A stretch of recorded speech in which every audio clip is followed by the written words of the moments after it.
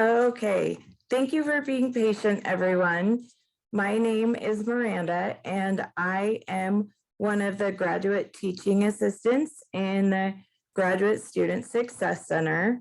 I'm also joined by the other two graduate teaching assistants, Dr. Jadelyn Abbott. She recently graduated or will be graduating with her PhD, and we have Dave Schwartz. So let me go ahead and we shall start our presentation.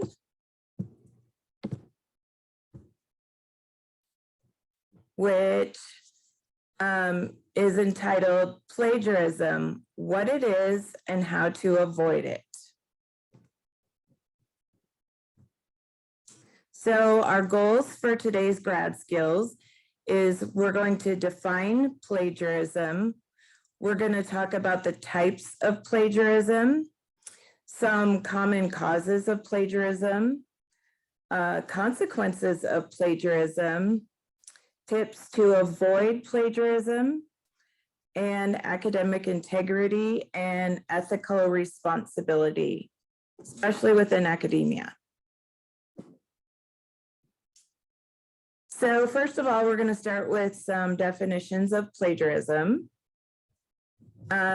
So in academic writing, plagiarism is to draw any idea or language from someone else without adequately crediting that source in your paper. Another definition is taking over the ideas, methods, or written words of another without acknowledgement and with the intention that they be taken as the work of the deceiver.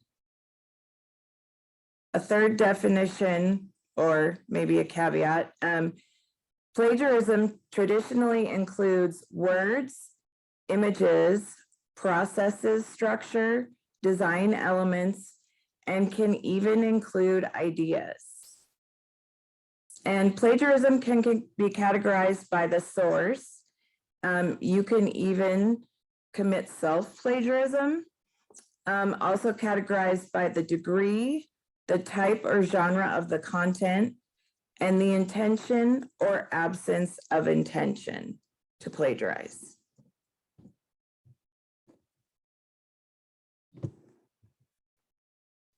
So this chart is kind of a visual representation. You can kind of see there is intentional plagiarism and unintentional plagiarism. So the categories of intentional plagiarism are word for word or verbatim, which these top intentional plagiarisms fall into the severe category. There's also reverse plagiarism, global plagiarism, and patchwork or mosaic plagiarism. And then there's the category of unintentional or mixed plagiarism. You have paraphrasing plagiarism, which is severe, incremental, incidental, self-plagiarism, and then the incorrect citation. And so we're going to go into some detail on the differences between these types of plagiarism. So under the category of intentional plagiarism, these are the most common types. There's verbatim, which is word for word. And this is defined as incorporating more than 5 words from another source, omitting quotation marks, and not crediting the source or the author. Then there's reverse plagiarism, which is using false references because you cannot find the original source or author. And I actually have seen this type of plagiarism within my work as a writing tutor. There's also global plagiarism, which is intentionally using 90 to 100% of another's content and representing it as your own. And then there's patchwork or mosaic, which is combining elements from several sources, meaning ideas, words or phrases, research, etc., and presenting them as your own. Under unintentional or mixed plagiarism, paraphrasing, which is categorized as mixed plagiarism, is taking an idea and minimally changing the phrasing while still presenting it as your own. Then these are categorized as unintentional. There's incremental, which is defined as forgetting to cite an author or supplying incorrect publishing information. Then there's incidental, which is copying elements of language or research results and modifying them to appear original. Then there's self-plagiarism, which is copying elements, insight, ideas, or conclusion from your previous papers or publications. And I am within the English department, and there have been other students that have been accused of self-plagiarism. And then wrong citation, which is citing incorrect bibliographic information or using the incorrect citation format. And I've actually seen this type of plagiarism within my practice as a writing tutor as well. So some of the common causes of plagiarism, especially in academia, is fear of failure or fear of taking risks in your work, which is often related to imposter syndrome. A second common cause is the student might have poor time management skills, including, I guess I should say, not allocating enough time for research and writing. And the third most common cause for plagiarism is an outright disdain for courses, assignments, academic documentation, or a disregard for academic integrity. So these are some potential causes of, consequences of plagiarism. So primarily in academics, it would destroy the student reputation, which could result in suspension or expulsion. And this would not only affect your current academic institution, this would be on your permanent record, and it would follow you wherever you tried to go. If you do it within a professional realm, it would absolutely destroy your professional reputation. If you are a professor or an instructor, it would destroy your academic reputation, which would follow you when it comes to publications. And again, you could potentially lose your position at a university. There are legal repercussions if you breach copyright laws or you steal somebody else's intellectual property. There's monetary repercussions. Probably the most well-known is lawsuits. And then in certain disciplines, if you plagiarize research, it can cause bodily harm or loss of life. So you can see that plagiarism can be very, very serious. So there are some strategies to help you avoid plagiarism. Probably the easiest thing to do would be to take thorough notes that include bibliographic information and quotes. The best way to do this is to create a spreadsheet, and as you're working along, go ahead and make sure you're incorporating or copying that information into the spreadsheet so you're not stuck writing a paper and trying to find where you got this quote later. It just takes away some of the risk, and you don't have to worry about trying to find this information at the last minute. Another strategy is to schedule ample time for writing and revisions. When you are incorporating a direct quote, you should always use quotation marks and provide the source. If you're paraphrasing the original text within your paper, you need to paraphrase in your own words and still remember to cite the source. Another strategy is to read widely on topics and read good writers. It's really good to read papers within your discipline. Not only will this help you to improve your writing skills, but it will also expand your vocabulary and it will make it easier when you're trying to paraphrase. Obviously, you should record the bibliographic details of your source accurately. And prior to returning anything in, you should conduct a plagiarism check on your manuscript.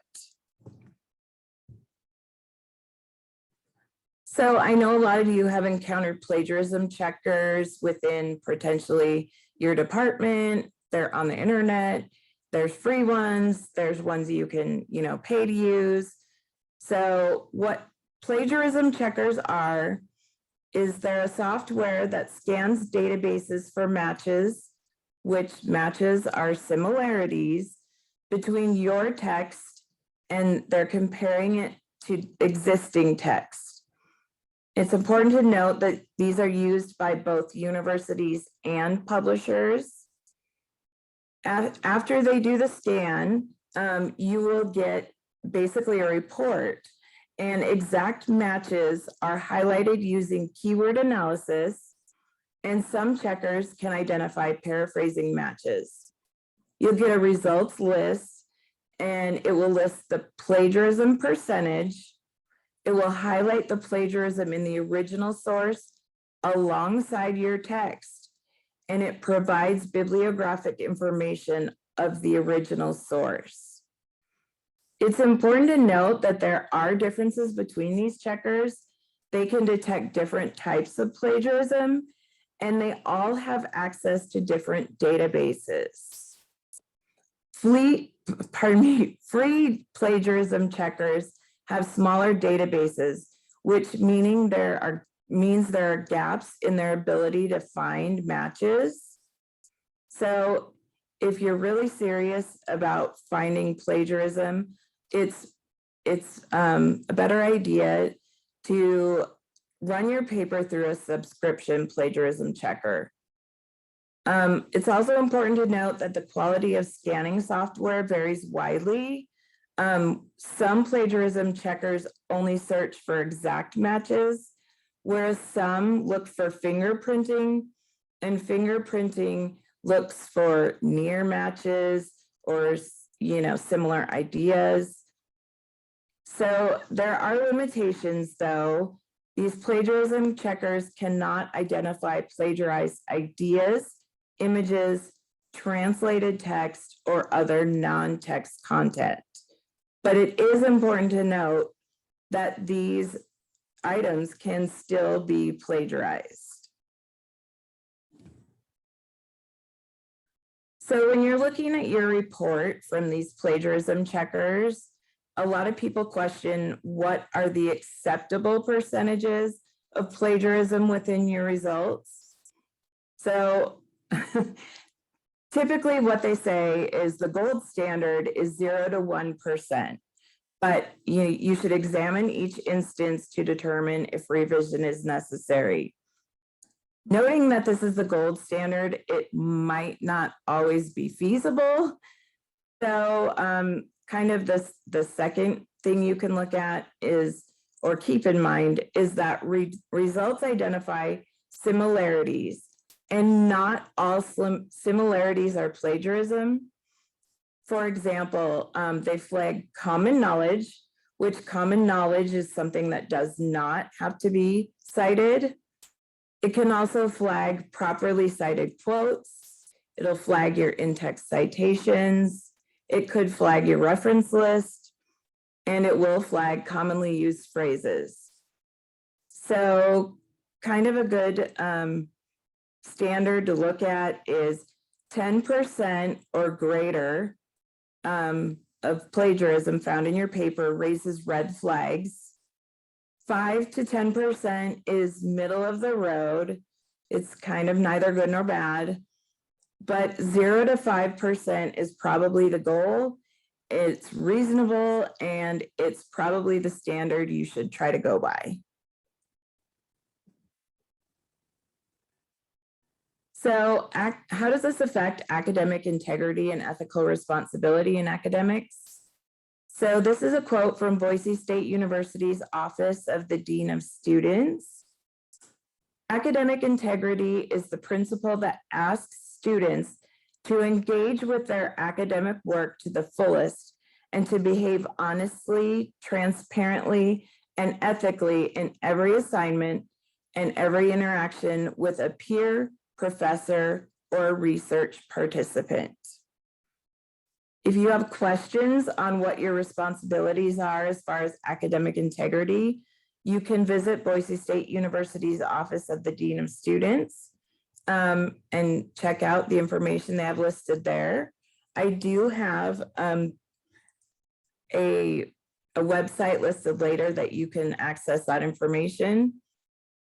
And then another quote is, let us remember that the concept of ethical writing upon which the present instructional resource is grounded on entails an implicit contract between the reader and the writer, whereby the reader assumes, unless otherwise noted, that the material was written by the individuals listed as authors and that it is new and is accurate to the best of the author's abilities.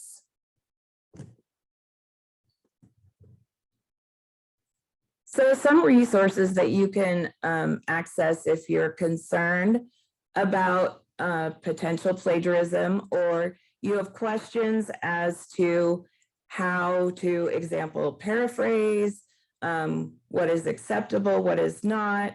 There is a really great, it's a guide, and it's put out by the U.S. Department of Health and Human Services and their Office of Research Integrity.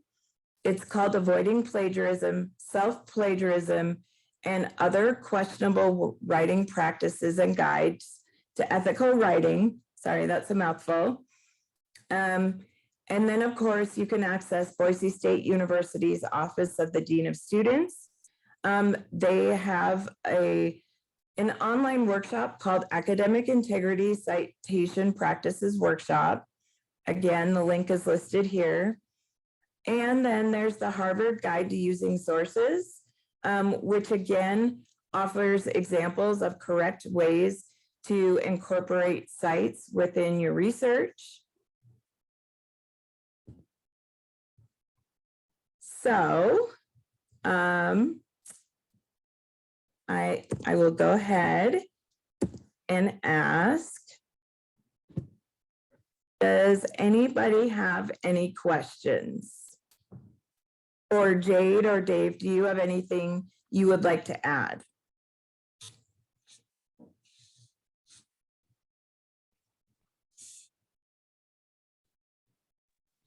One thing that's really important to consider when trying to avoid plagiarism is synthesizing your sources. A lot of times when I'm giving feedback, a lot of the paragraphs are just summaries of sources, or they're quotes after quotes after quotes.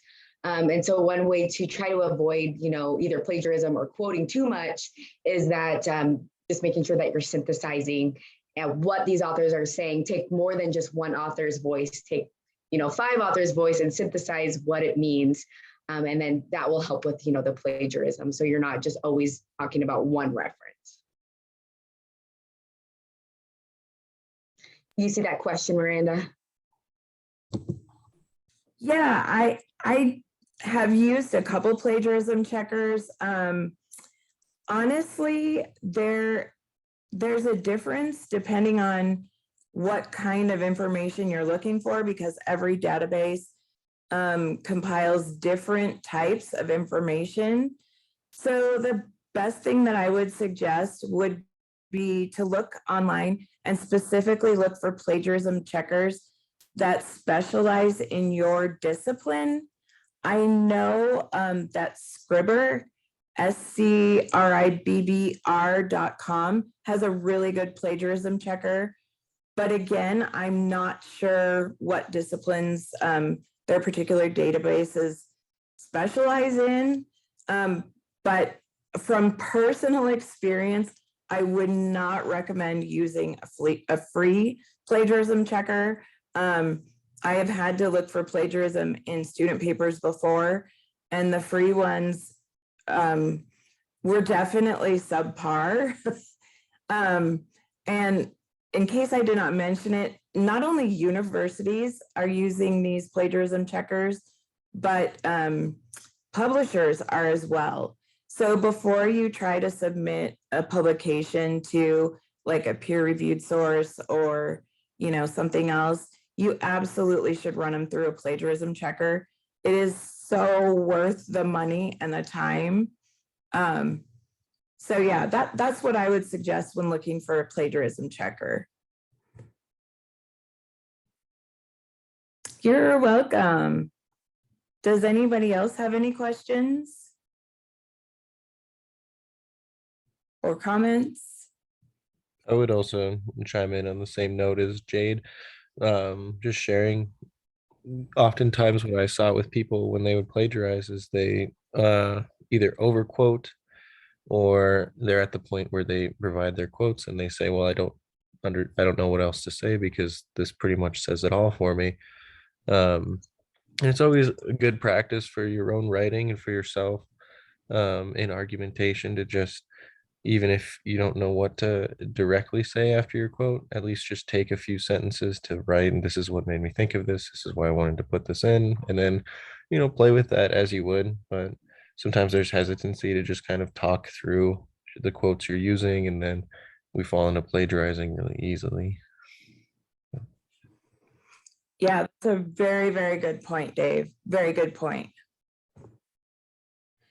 If anybody has any questions as far as how do I incorporate this site or, you know, things like that, again, you can always come to us and we can try and help you through, you know, how to incorporate it, how to paraphrase at the Graduate Student Success Center. Or, you know, if you're really nervous about it, you can always contact the Office of the Dean of Students.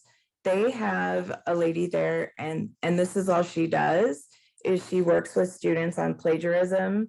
So I'm sure she would be glad to speak with you personally. It is much better to ask a question instead of, you know, risking potentially getting dinged for it later.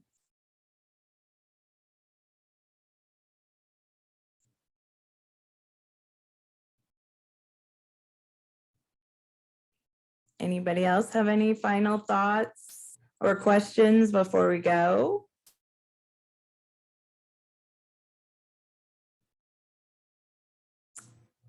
All right. Well, thank you everyone for attending today. Thank you thank you to Jade and Dave for adding their important insights. Again, if you have any questions, you can go ahead and send us an email. And if not, thank you again. And I hope everybody has a great day.